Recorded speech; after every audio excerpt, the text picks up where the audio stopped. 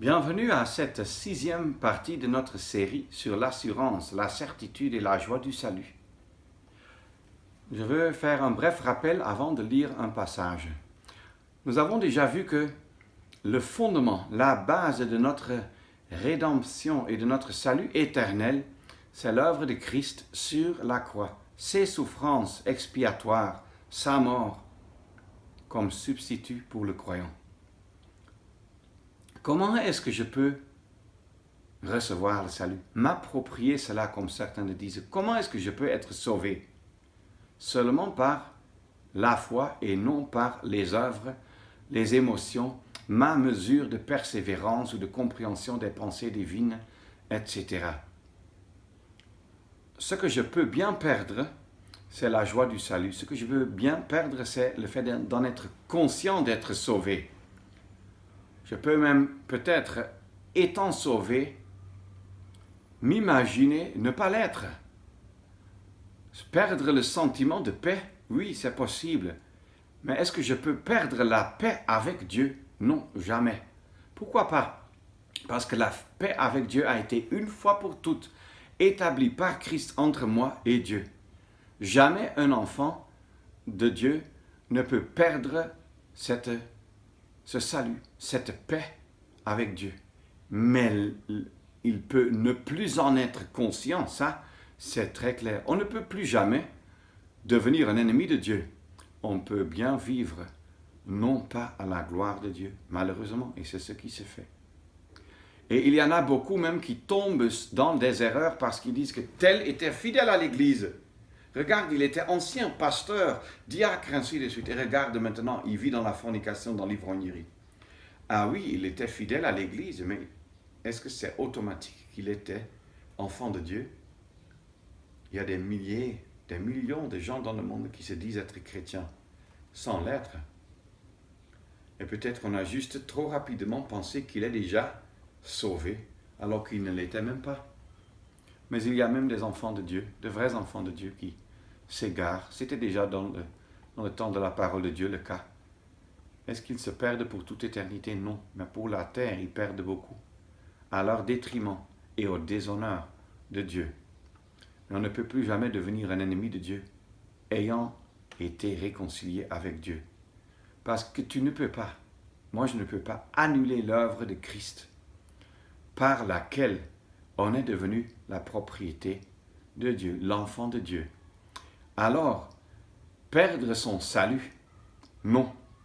Perdre le fait d'en être conscient, perdre les sentiments de paix, ah oui, ça peut se faire. C'est pas normal, ce n'est pas selon la parole, mais ça peut se faire. Alors, nous retenons qu'il y a une assurance et une certitude inchangeable, inébranlable, une protection absolue contre le jugement divin. Nous nous rappelons l'Exode chapitre 12, où le peuple d'Israël allait sortir d'Égypte et où il y avait dans les maisons des Israélites à Goshen, dans cette zone, dans cette région, il y avait les agneaux depuis 4 jours et ils étaient immolés ce 4e jour. Et en dehors du fait que les Israélites ont mangé cette Pâque, donc je ne vais pas parler pour le moment, bien que ça parle de Christ et de son œuvre à la croix, alors le jugement de Dieu était sur tout Égypte. Et comme représentant de ce peuple, il allait tuer tout premier-né, d'entre les animaux comme d'entre les hommes. Alors, qu'est-ce que Dieu a dit? Mettez le sang autour de la porte, sur le linteau, ainsi de suite. Et quand je vois le sang, je passerai par-dessus vous. Et il n'y aura parmi vous aucun mort. Maintenant, tous les pères mettent le sang. Tout Israël et tout premier-né est en sécurité absolue, parce que c'est Dieu qui l'a dit. Est-ce que cela veut dire que chaque Israélite, chaque fils aîné, était dans le calme, avait la paix du cœur? Non. J'espère qu'il y a eu beaucoup de fils aînés qui se sont dit, Dieu a parlé et donc je suis en paix. Mais il y a peut-être aussi eu de tels qui ont eu des soucis, qui se sont dit, ah, semble que Dieu a dit ça, mais je ne suis pas sûr. Si vraiment l'ange de destruction vient, est-ce que ces questions, ces doutes n'honorent pas Dieu? Mais je dois quand même dire, le fils qui doutait, est-ce qu'il était moins sûr, moins en sûreté, moins protégé? Non. Pourquoi? Parce que la base de ce qu'il était sous la protection divine n'était pas ses sentiments et ses émotions, mais le sang de l'agneau. Et c'est ainsi que de nos jours, chaque croyant est sauvé par la foi sur la base de l'œuvre de la rédemption de Christ sur la croix. Mais est-ce qu'il en est conscient à tout moment? Non. Mais son sentiment ne va rien changer à la réalité. Si je vois le sang, dit l'Éternel, je passerai par-dessus vous. Nous avons été, selon 1 Pierre 1, rachetés, non pas par l'or ou l'argent, mais par le sang précieux de l'agneau, sans défaut et sans tache. L'agneau, c'est Christ. Alors, Éphésiens 2 nous le dit. Verset 3 à la fin, je veux lire ce passage. Nous étions par nature des enfants de colère, comme aussi les autres. Mais Dieu, qui est riche en miséricorde à cause de son grand amour dont il nous a aimés, alors même que nous étions morts dans nos fautes, nous a vivifiés ensemble avec le Christ. Vous êtes sauvés par la grâce et nous a ressuscités ensemble et nous a fait asseoir ensemble dans les lieux célestes dans le Christ Jésus, afin qu'il montrât dans les siècles à venir les immenses richesses de sa grâce dans sa bonté envers nous, dans le Christ Jésus. Car vous êtes sauvés par la grâce, par la foi, et cela ne vient pas de vous, c'est le don de Dieu, non pas sur le principe des œuvres, afin que personne ne se glorifie. On peut seulement s'exclamer, quelle immense richesse de son amour et de sa grâce Dieu n'a-t-il manifesté dans le sacrifice de son Fils. Et ce sacrifice a une valeur inchangeable et inébranlable devant le Dieu même qui est inébranlable en personne. Et rien ne peut le troubler, rien ne peut enlever sa paix. Alors, nous sommes sauvés sur cette base-là exclusivement. Et rappelons-nous, le fils aîné en Égypte à Goshen, le fils aîné israélite, était absolument, sûrement, inchangeablement protégé par le sang de l'agneau. Qu'il le sache ou non, qu'il s'en rende compte ou non, ça ne change rien. Alors, ses sentiments, ses émotions, la mesure dont il en était conscient, ça pouvait changer de maison en maison, de fils aîné en fils aîné. Mais la réalité était là, qu'il était protégé du jugement. Il y a donc non seulement de la sécurité, mais aussi la sûreté, la certitude, l'assurance du salut fondée sur l'œuvre de l'agneau de Dieu qui ôte le péché du monde, ce qu'il fera bientôt quand il va balayer de cette création tout le péché, mais qui a aussi porté le jugement pour nos péchés. La question est maintenant, est-ce que tu es déjà en sécurité, protégé contre le jugement éternel? Et est-ce que tu as cette certitude d'être éternellement sauvé? Non. Si tu ne l'as pas encore, alors tu sais que ce n'est pas la faute de Dieu. Lui, il a tout fait. Lui, il a tout donné. Est-ce que tu as déjà confessé tes péchés? Tu t'es déjà repenti? Repentir veut dire avoir le deuil, une profonde tristesse, étant conscient des péchés dont tu te rappelles au moins, étant conscient de ce que tu es un pécheur perdu. Et tu rentres vers Dieu pour le lui reconnaître. Alors, si tu as confessé tes péchés, Dieu est clair dans sa parole. Tu es en sécurité éternelle.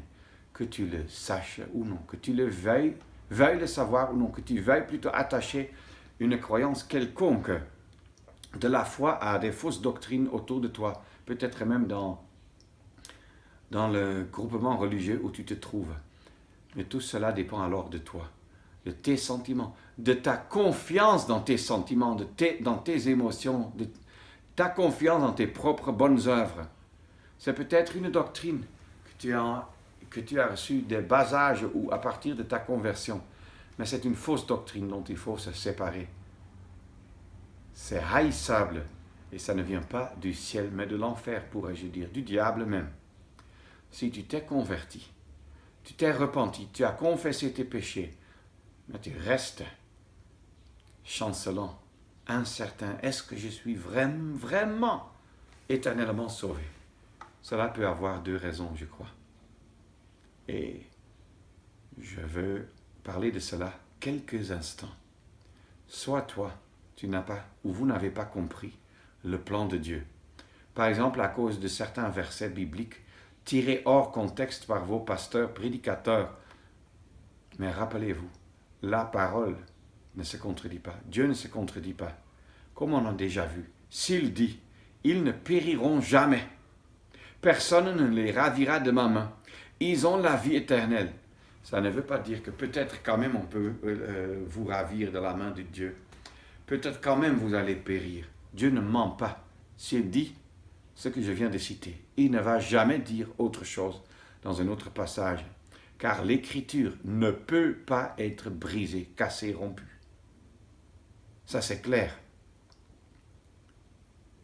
Persévérer jusqu'à la fin, Matthieu 24, ça s'adresse, verset 10 je crois, ça s'adresse à qui? Pas à vous. Vous n'avez pas besoin de persévérer fidèlement à un haut degré jusqu'à la fin pour être sauvé. Vous êtes déjà sauvé par grâce si vous vous êtes converti.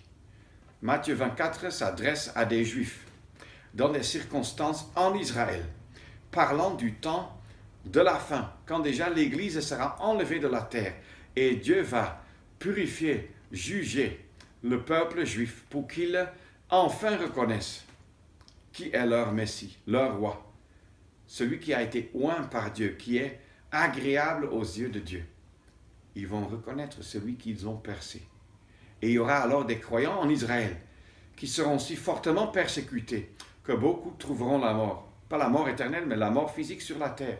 Mais ceux qui persévéreront jusqu'à la fin verront le salut, c'est-à-dire de leur détresse sur la terre. Parce que Christ viendra. Ses pieds se tiendront sur la montagne des Oliviers et il viendra à leur rencontre et à leur salut pour les sauver de leur misère terrestre. Ça ne parle pas du salut éternel.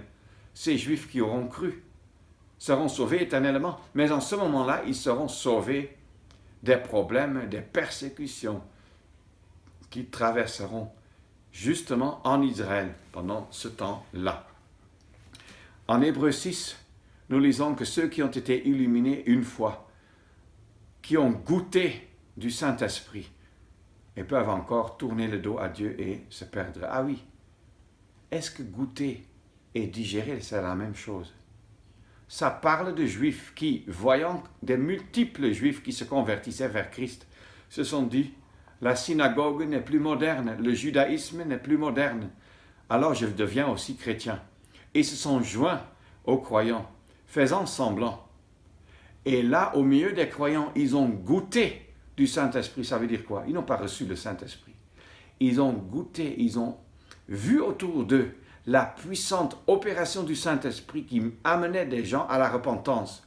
Ils ont vu comment le Saint-Esprit a dirigé l'assemblée pour qu'il y ait édification, croissance spirituelle dans la vie des croyants, bénédiction spirituelle dans les foyers, ainsi de suite. Ils ont goûté de cela. Mais ayant goûté, ils tournent le dos, ils vomissent cela et continuent ou rentrent plutôt dans le judaïsme.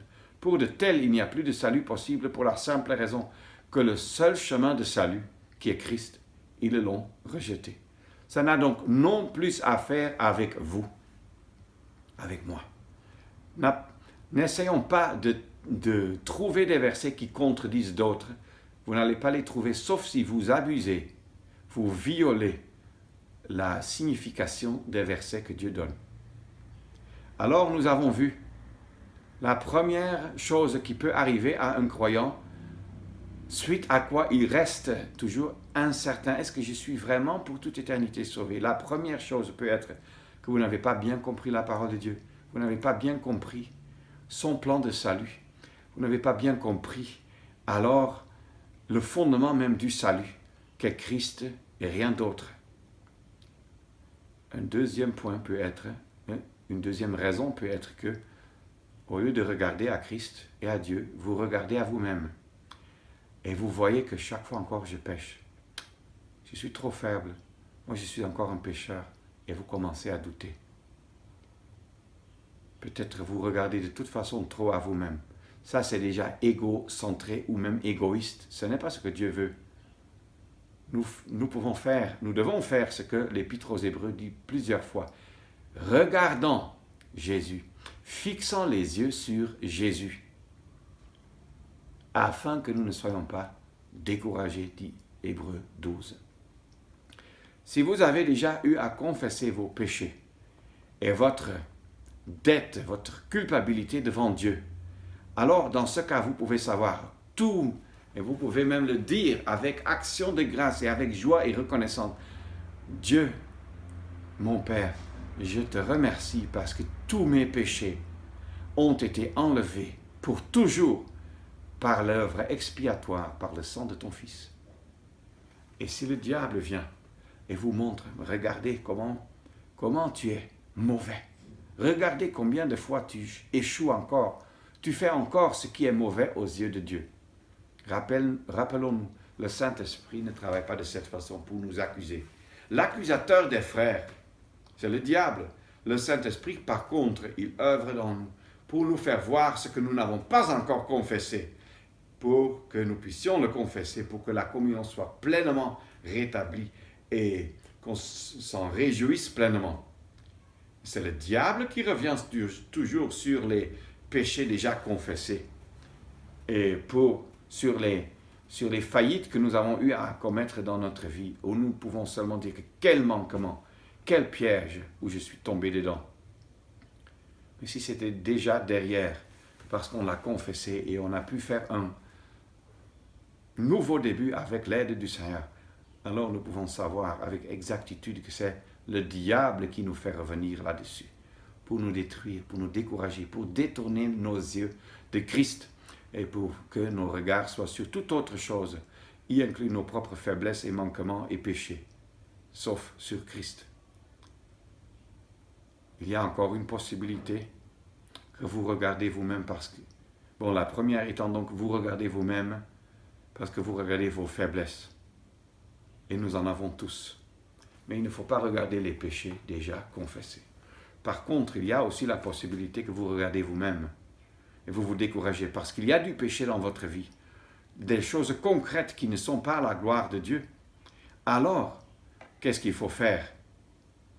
Ne pensons pas qu'en permettant du péché dans notre vie, en permettant des pensées et actes de fornication, d'adultère, d'ivrognerie, le mensonge, la tromperie, jouer au théâtre, l'hypocrisie et toute autre sorte de choses, l'amour de l'argent, le désir de faire la carrière, coûte que coûte, le fait de négliger le rassemblement de nous-mêmes, le fait de ne pas témoigner du Seigneur, et tous ces points-là, que tout cela puisse être réalisé dans nos vies et que cela ne porte pas de conséquences. Ne pensez pas cela. Il y aura des conséquences. Nous ne pourrons pas jouir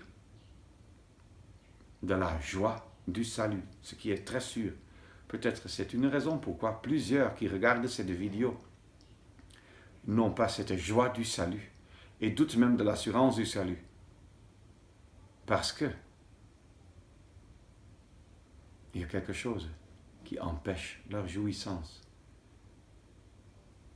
J'ai dit, si vous avez cru au Seigneur Jésus, vous êtes éternellement sauvés. Ça ne veut pas dire que vous êtes éternellement sur la terre au moins, constamment dans la joie et dans la conscience de ce salut. Alors, ne vous imaginez pas que vous pouvez jouir de ce salut et de cette assurance quand il y a du péché, des péchés dans la vie. Il faut confesser cela pour vous réjouir de nouveau, comme 1 Jean 1 nous le dit avec clarté. Quelques-uns raisonnent comme ça. Si le plan de Dieu était donc parfait de toute éternité et s'il a exécuté ce dessein, cette résolution éternelle en envoyant son Fils, alors est-ce qu'un croyant a une telle doctrine qui effectivement est biblique? Est-ce qu'on ne donne pas la liberté aux croyants de pécher? Ah non. Romains 6 nous le dit, verset 1er et suivant. Est-ce que nous demeurions dans le péché afin que la grâce abonde, qu'ainsi n'advienne jamais? Comme je dis, si j'aime ma femme et elle m'aime inconditionnellement, alors je vais faire tout mon effort pour lui plaire à tous égards. Combien plus pour le Seigneur Jésus qui a tout fait pour nous. Ne faisons pas d'une bénédiction des croyants une chose comme si c'est un encouragement au péché. Par contre, je connais les multiples, parfois je les appelle boutiques religieuses, qui apportent beaucoup d'argent aux pasteurs, qui soumettent leurs fidèles à un esclavage psychologique, menaçant avec la perte éternelle si on ne paye pas les dîmes, si on n'écoute pas aveuglement le pasteur, ainsi de suite. Ah oui, mais comme ces boutiques religieuses sont remplies surtout de gens qui ne connaissent même pas le Seigneur Jésus comme Sauveur et encore moins comme Seigneur, qui ne connaissent même pas la parole, mais qui suivent aveuglement ce que les leaders dictent, alors ne soyons pas étonnés de ce qu'à tout instant des gens retombent dans l'adultère, la fornication et l'ivrognerie, ainsi de suite. Ça, c'est des réalités dans plusieurs pays. Mais quand c'est un réel enfant de Dieu, il a le Saint-Esprit qui va lui venir en aide. Il a la parole de Dieu qu'il va lire pour grandir. Et il devient alors plus fort par pure grâce. Il croîtra dans la grâce et la connaissance du Seigneur Jésus-Christ, comme 2 Pierre 3 nous le dit. Non. Alors, Dieu nous a sauvés avec un but précis, s'il s'agit de notre vie sur la terre, pour montrer sur cette terre qui il est. 1 Pierre 2 nous mentionne cela en disant que nous devons publier les vertus de celui qui nous a amenés des ténèbres à sa merveilleuse lumière, c'est-à-dire les vertus, les bons caractéristiques de son être, qu'il est lumière et qu'il est amour. Il est saint et il aime. C'est sa nature. Et deuxièmement, aussi les vertus de ses actes, de sa façon d'agir, qu'il est plein de grâce, de miséricorde, qu'il est juste, ainsi de suite. Que nous puissions comprendre cela et montrer cela dans notre vie. Juste un exemple. Si le croyant s'éloigne du Seigneur, s'il devient fier de lui-même, s'il compte sur ses propres forces, nous n'avons qu'à regarder le disciple Pierre, qui a compté sur ses propres forces pour pouvoir rester fidèle, alors qu'il savait que si même les autres te renient, moi je ne te renierai jamais. Quel est le résultat? Pierre a été sauvé, mais pendant un temps, c'était les remords, les larmes, la tristesse, l'incertitude. Comment est-ce que ce problème va être résolu? Christ étant mort et dans le tombeau. Quelle grâce que le Seigneur Jésus a d'abord paru à Céphas, c'est-à-dire Pierre. Alors, si je me lance sur un tel chemin où je m'éloigne du Seigneur et je compte sur mes propres forces pour me garder, alors je vais certainement perdre la joie du salut. Je vais perdre la joie, la réjouissance de la communion avec le Père et le Fils. 1 Jean 1. Je vais perdre la réjouissance de la communion avec les autres croyants. Et peut-être je vais même perdre carrément leur communion parce que je peux même les quitter comme Démas probablement l'a fait. Je vais perdre aussi la récompense dont 1 Corinthiens 3, versets 14 et suivants. Et 2 Corinthiens 5 parle des couronnes qui sont données à des croyants qui ont été fidèles dans tel ou tel domaine. Comparez cela à Lot, qui a été sauvé, mais comme à travers le feu. Tout ce qu'il avait, c'était du foin et de la chaume, et c'est brûlé. Alors, je vais manquer beaucoup de bénédictions que Dieu avait prévues pour moi. Mais surtout, je vais par là causer, pour ainsi dire, une perte pour mon Sauveur, mon Dieu, mon Seigneur Jésus-Christ. Quelle perte! Je ne vais plus lui rendre la gloire et l'hommage par ma vie, par mes actes, par ma bouche, dont il est digne. Bien sûr, en lui-même, il est inchangeable, souverain au-dessus de toutes choses. Mais quelle tristesse que Christ soit mort pour moi et je ne lui rends pas grâce, adoration dans toute ma vie. Ça serait une énorme tristesse. On a déjà fait référence à Lot, qui a tout perdu, parce qu'il a cherché les biens de ce monde. Pierre comptait sur lui-même. Il est peut-être devenu, comme beaucoup de gens religieux de nos jours, comptant sur eux-mêmes, se plaçant devant comme étant des grands modèles. Mais quelle tristesse! Lot n'est pas devenu très religieux, il est devenu très matérialiste, le vain gain de l'argent et autres.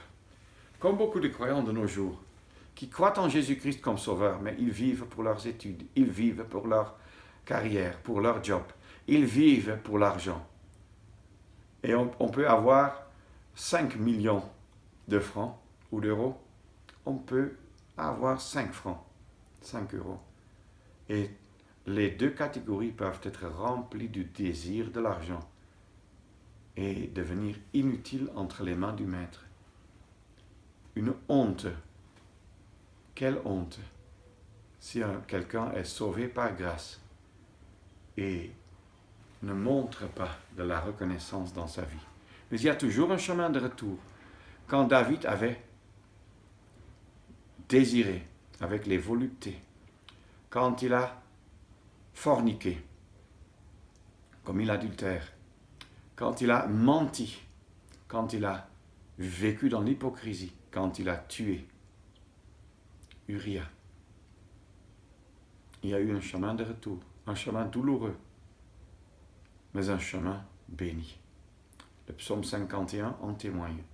Ça aurait été plus grave pour lui de rester dans cet état que de s'humilier devant Dieu. Et même publiquement, parce que, rappelons-nous, il a écrit ce psaume. Tous les Israélites après lui ont pu lire cela. Il n'en a pas eu honte, parce qu'il a pu témoigner de la grâce de Dieu qui a surabondé dans sa vie. Nous lisons 1 Jean 1, verset 9. Si nous confessons nos péchés, Dieu est fidèle et juste pour nous pardonner nos péchés et nous laver de toute injustice. Nous purifier de toute injustice. Est-ce que tu as des choses dans ta vie qui ne vont pas, qui bloquent, qui frustrent, qui troublent la communion avec Dieu, avec le Père et le Fils?